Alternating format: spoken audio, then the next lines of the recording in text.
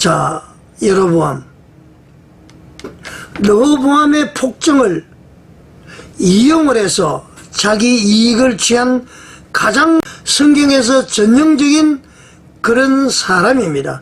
다른 사람의 실패를 통해서 이익을 취한 사람이다. 저는 그렇게 이제 생각이 떠올랐습니다. 여러분 안녕하십니까? 마하나임 뉴스입니다.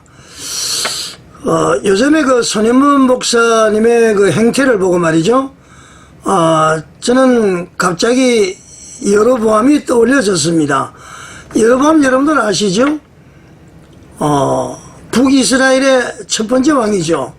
이 여로보암은 말이죠. 솔로몬 왕이 죽고 그 아들 그 르호보암이 이제 그 등극을 하게 됐죠. 그때에 이제 그 르호보암이 세금을 강하게 막 부과를 했습니다. 그러다 보니까 이제 백성들의 불만이 막 커졌죠. 그때에 이 여로보암은 그 백성들의 불만을 이용을 해서 말이죠. 활용을 해서 말이죠. 막 선동을 해서 결국은 이제 이스라엘 12지파 중에 10지파를 데리고 북이스라엘 왕국을 세웠죠. 그러니까 이 여로보암은 이스라엘 왕국을 남북으로 분열시킨 핵심 인물이다. 그렇게 보면 되겠습니다. 왜 그렇게 했느냐? 어떻게 해서 기회를 포착하게 됐느냐? 바로 르호보암이 폭정을 하다 보니까 그 백성들의 불만을 모아서 그렇게 나라를 세웠다. 이제 그런 것입니다. 그리고 말이죠. 이 여로보암은 북이스라엘 백성들이 그 예루살렘이 이제 남유다에 있죠. 성전에서 예배 드리러 가는 것을 막기 위해서 무엇을 만들었습니까? 금송아지 우상을 만들었습니다. 그래서 하나님보다도 금송아지를 섬기도록 했었죠. 결국은 말이죠.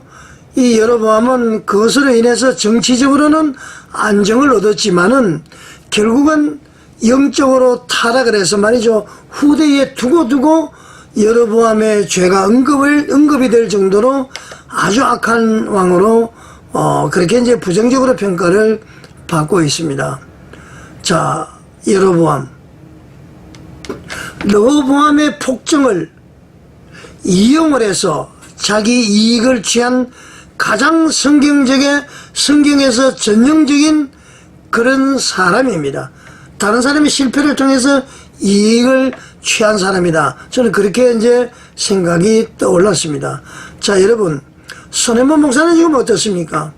제가 좀 합리적인 의심을 하는 것이 말이죠. 정광훈 목사님이 7년 동안 말이죠. 비가 오나 눈이 오나 바람이 부나 엄동설안에 말이죠. 애국운동을 했습니다.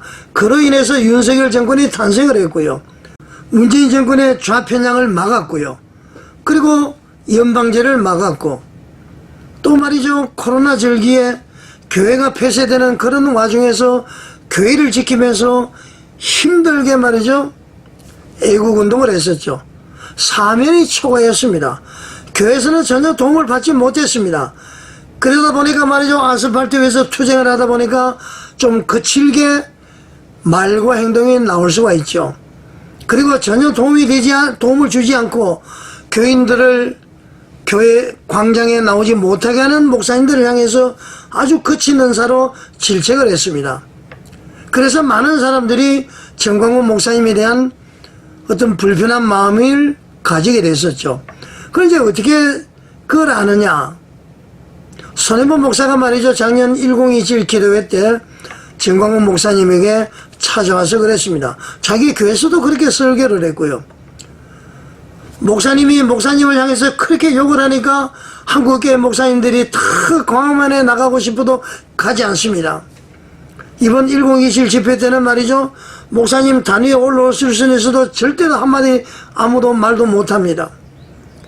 막 그러면서 말이죠. 뭐 신학생에게 맡긴다 그러고 막 그런 얘기가 있었죠. 그러면서 말이죠. 또 뭐 여러 가지 갈라치기 한 거 아시죠? 여러분들 잘 아시지 않습니까? 그런데 말이죠. 지금 제가 보니까요. 손현문 목사와 정광훈 목사님은 DNA가 저는 같다고 생각을 합니다. 애국운동을 절대로 분리해서 하실 분들이 아닌데 말이죠. 하나가 되어서 더 힘을 발휘해야 될 것을 충분히 전 목사님은 인식을 하기 때문에 하나가 되자고 이야기를 하고 있고, 손해본 목사는 지금 거부를 하고 있다, 그렇게 봅니다. 자, 제가 왜 여러분을 이야기했느냐. 손해본 목사가 말이죠, 1027 기도회를 준비하면서 여러 목사님들을 만나다 보니까 아마 그런 조언을 들었겠죠. 정광훈 목사님이 한국교회 목사님들에 대해서 부정적인 생각을 한국교회 목사님들이 갖는다는 것을 알았을 겁니다. 그러니까 정광훈 목사님에게 그렇게 이야기한 거 아닙니까? 그래서 이분이 말이죠, 1027 기도회를 끝나면서 야망을 가지지 않았나.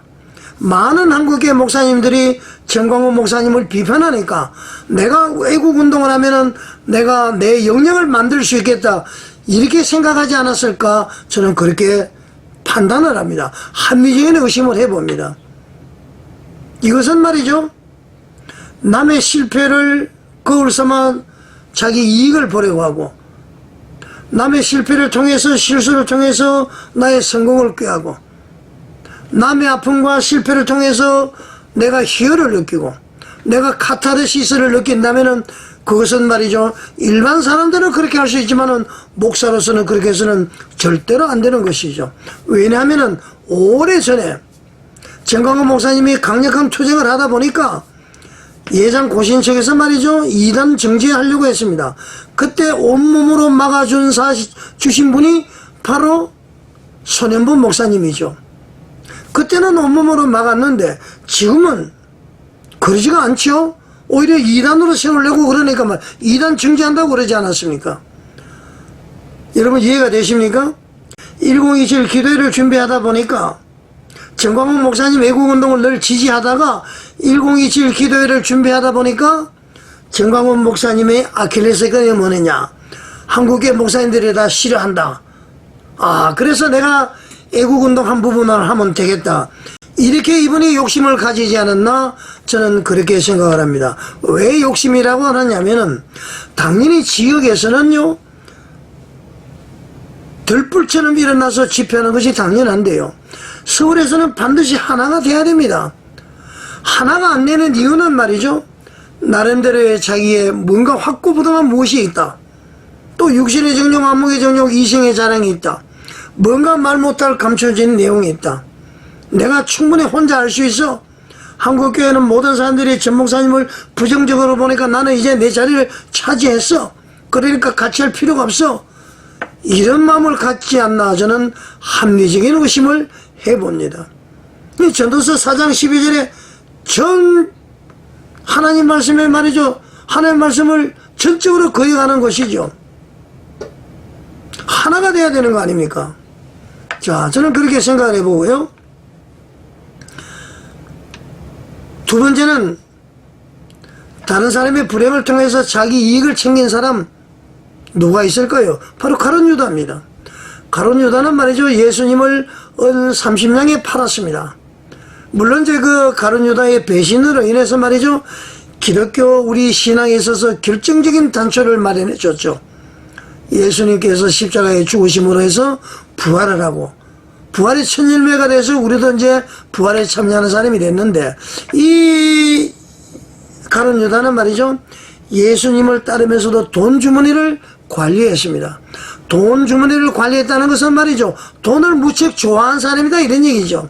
그리고 자기 이익을 챙겼습니다. 이익을 챙기기 때문에 예수님을 팔아서 30냥을 가지고 예수님을 팔았죠. 그래서 자기 이익을 위해서 예수님을 배신했다. 그것이 바로 가룟 유다입니다. 물론 이제 뭐 정광훈 목사님이 예수님이고 손현본 목사가 가룟 유다, 그런 얘기는 아닙니다. 자, 자신의 이익을 위해서 배신한 것, 합리적인 의심을 갖습니다. 온몸으로 정광훈 목사님 이단을 막았다가 지금은 그 부정적인 것을 활용해서 자기 입지를 차지하는 그런 사람, 합리적인 의심을 하지 않을 수가 있습니다. 이 가룟 유다는 말이죠, 결국은 그가 선택했던 것이 비극으로 끝났습니다. 스스로 목숨을 끊었죠. 그 다음에 다른 사람의 불행을 통해서 이익을 취한 사람이 누가 있습니까? 바로 바리새인과 대제사장들입니다. 이 사람들은 말이죠, 예수님을 제거하기 위해서 말이죠, 내부적으로 막 분열을 조장했습니다. 그리고 말이죠, 사람들을 막 선동을 했습니다. 그리고 자신들의 기득권을 유지하기 위해서 예수님을 하나님의 아들로 인정을 하지 않고 말이죠, 정치적으로 막 위협을 가하고 막 나락으로 떨어지게 막 만들었죠. 그리고 말이죠, 예수님을 십자가에 못 박게 하는 그 과정에서 총독 빌라도에게 압력을 넣고 군중들을 막 조정을 했습니다. 결국은 말이죠, 단기적으로는 자기들의 권력을 유지했죠. 했지만은 결국은 예루살렘이 멸망하는 그러한 결과를 맞이하게 됩니다. 서기 70년에 예루살렘이 멸망을 했죠. 이게 뭐냐면은 말이죠, 자신의 기득권을 위해서 내부 분열을 조장하고 막 선동을 했다는 겁니다. 자, 정광훈 목사님이 강력한 드라이버로 운동을 하다 보니까 물론 좀 과격한 부분이 있습니다. 그러다 보니까 그것을 활용을 해서 말이죠, 내 영역을 만들었다면은 바리새인과 대제사장들과 다를 바 없지 않느냐, 저는 그렇게 생각을 하는데요. 저는 그렇게 해서 합리적인 의심을 해봅니다. 여로보암인가, 가룟 유다인가, 바리새인과 대제사장들인가, 이 세 사람의 특징은 말이죠, 자신의 야망을 위해서, 이익을 위해서 분열을 조장하고 선동을 하고 돈을 좋아하고 이랬던 사람들이다, 그런 얘기입니다. 손해본 목사님과 정광훈 목사님은 하나가 못될 그런 이유는 하나도 없다, 그런 얘기입니다. 나라 사랑, 애국, 애족 운동하는 거 아닙니까? 지방에서는 그렇게 하더라도 서울에서는 하나가 돼야 되는데 하나가 되지 못하는 것은 자신의 야망이 있기 때문에. 정광훈 목사님의 이미지가 뭐 예를 들어서 그렇게 되다 보니까 나만의 영역을 가지고 있다, 내만의 영역을 가지고 있는데 왜 내가 정광훈 목사님과 같이 연합을 해야 되느냐, 이런 것이다. 저는 그렇게 합리적인 의심을 해봅니다. 그것이 바로 교만과 거만과 자만이라는 것, 내 욕심이 이한 것, 하나님의 영광을 생각한다면은, 그리고 자유 대한민국을 생각한다면은 지금이라도 늦지 않았습니다. 연합 집회를 해야 된다, 그런 얘기입니다.